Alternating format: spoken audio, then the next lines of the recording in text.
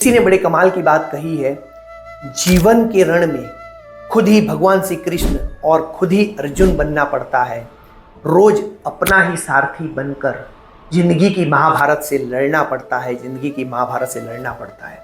नमस्ते दोस्तों, मेरा नाम पॉजिटिव पवन, आप सभी का हार्दिक स्वागत है और आप सभी को जन्माष्टमी पर्व की हार्दिक बधाई। दोस्तों, इस जन्माष्टमी आपको एक छोटी सी कहानी सुनाने जा रहा हूँ। इस कहानी से आपको भगवान श्री कृष्ण के जीवन से दो लर्निंग मिलेगी जो मैंने खुद अपने जीवन में अप्लाई किया, और आपने भी अगर वो लर्निंग को अप्लाई किया तो आपकी लाइफ पूरी तरह चेंज हो जाएगी। तो ध्यान से सुनिएगा इस कहानी को। यह कहानी एक बिजनेसमैन था, बहुत बड़ा बिजनेसमैन था। उसका साम्राज्य बहुत बड़ा था, बहुत ही ज़्यादा फैला हुआ था।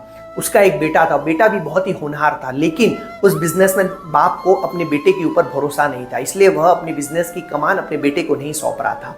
बेटा बार बार कहता था कि पापा एक बार मुझ पर विश्वास करो और मुझे बिजनेस की बागडोर सौंपिए, देखिएगा मैं आपके बिजनेस को 2x ग्रोथ तक ले जाऊंगा। लेकिन उस बाप को अपने बेटे पर विश्वास नहीं होता था, इसलिए वह अपने बिजनेस की बागडोर उसको नहीं सौंप रहा था।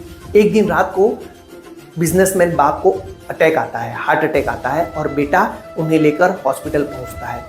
हॉस्पिटल में आईसीयू में हॉस्पिटलाइज करता है और अपने दोस्त को फ़ोन करता है कि पापा को अटैक आया है, तू जल्दी से हॉस्पिटल आ जा। उसका दोस्त भी हॉस्पिटल आ जाता है। दोनों आईसीयू के बाहर बहुत समय तक बैठे रहते हैं, 2 घंटा 3 घंटा 4 घंटा हो गया। फिर वह बिजनेसमैन का बेटा अपने दोस्त से कहता है कि चल नीचे थोड़ा टहल कर आते हैं। नीचे टहलते टहलते उन्हें एक आइसक्रीम की दुकान दिखाई देती है। बेटा कहता है कि चल हम आइसक्रीम खाते हैं। आइसक्रीम खाते खाते उसका दोस्त उस बिजनेसमैन के बेटे से कहता है कि तेरे पापा को अटैक आया है और तू यहाँ आइसक्रीम खा रहा है, तुझे थोड़ी सी भी चिंता नहीं हो रही है कि अगर तेरे पापा को कुछ हो गया तो इतना बड़ा बिजनेस कौन संभालेगा, इतने बड़े बिजनेस का क्या होगा। वह लड़का जो कहता है ना दोस्तों, वह जिंदगी बदलने लायक है। ध्यान से सुनिएगा। वह लड़का कहता है कि मैं भगवान श्री कृष्ण का बहुत बड़ा भक्त हूँ और भगवान श्री कृष्ण से मैंने 2 बातें सीखी। सबसे पहली, कर्म किए जा, फल की इच्छा मत रख, मतलब कर्म करते जा और फल जो है वह ईश्वर पर छोड़ दे। और दूसरी बात बताने के लिए मैं तुम्हें एक कहानी सुनाता हूँ। भगवान श्री कृष्ण की शादी रुक्मिणी जी से होती है। शादी होने के बाद उन्हें प्रद्युम्न नाम का लड़का होता है। प्रद्युम्न जब बहुत ही छोटा था, 10 दिन का था, तभी उसका अपहरण हो जाता है और रुक्मिणी जी चिंतित हो जाती हैं। भगवान श्री कृष्ण कहते हैं रुक्मिणी जी से कि चिंता मत करो, जो होगा अच्छा ही होगा। लेकिन रुक्मिणी जी एक माँ थी, इसलिए उन्हें चिंता सताने लगती है।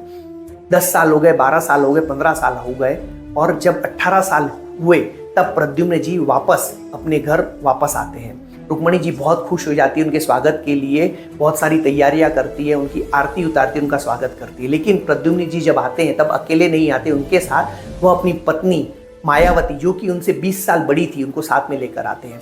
तो मायावती को देखकर रुक्मिणी जी फिर चिंतित हो जाती है कि मेरा बेटा शादी करके तो आया है, लेकिन अपने से 20 साल बड़ी बहू को लेकर आता है। तो रुक्मिणी जी मायावती को एक्सेप्ट नहीं कर पाती हैं और इस शादी को स्वीकार नहीं करती हैं।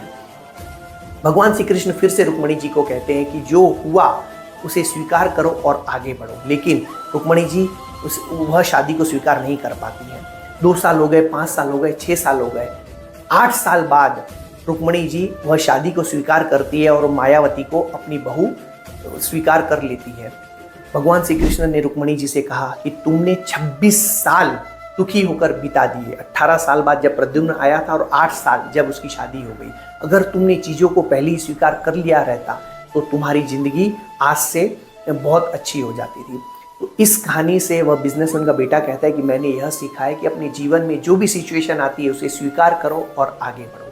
यह छोटी सी कहानी दोस्तों हमें 2 महत्वपूर्ण बातें बताती है। सबसे पहला लेसन, कर्म किए जा, फल की इच्छा मत रख, मतलब कर्म किए जा और फल की जो इच्छा है वह हमें ईश्वर पर छोड़ देना चाहिए, हमें कर्म करते रहना चाहिए। और दूसरा, लाइफ गोज ऑन, हमेशा जिंदगी चलती रहती है, इसी का नाम, चलती का नाम ही जिंदगी है। जो भी सिचुएशन आती है उसे फेस कीजिए और जो भी उसका रिजल्ट आता है उस रिजल्ट को फेस करके स्वीकार कीजिए और आगे बढ़िए। चलिए दोस्तों, कर दिखाएं कुछ ऐसा कि दुनिया करना चाहे हमारे जैसा। फिर से आप सभी को जन्माष्टमी पर्व की हार्दिक बधाई। भगवान श्री कृष्ण आपके घर में वह सभी खुशियां लाएं जो आप चाहते हैं। Be positive, think positive, be the best version of yourself. जय हिंद, जय भारत, जय श्री कृष्ण, हर हर महादेव।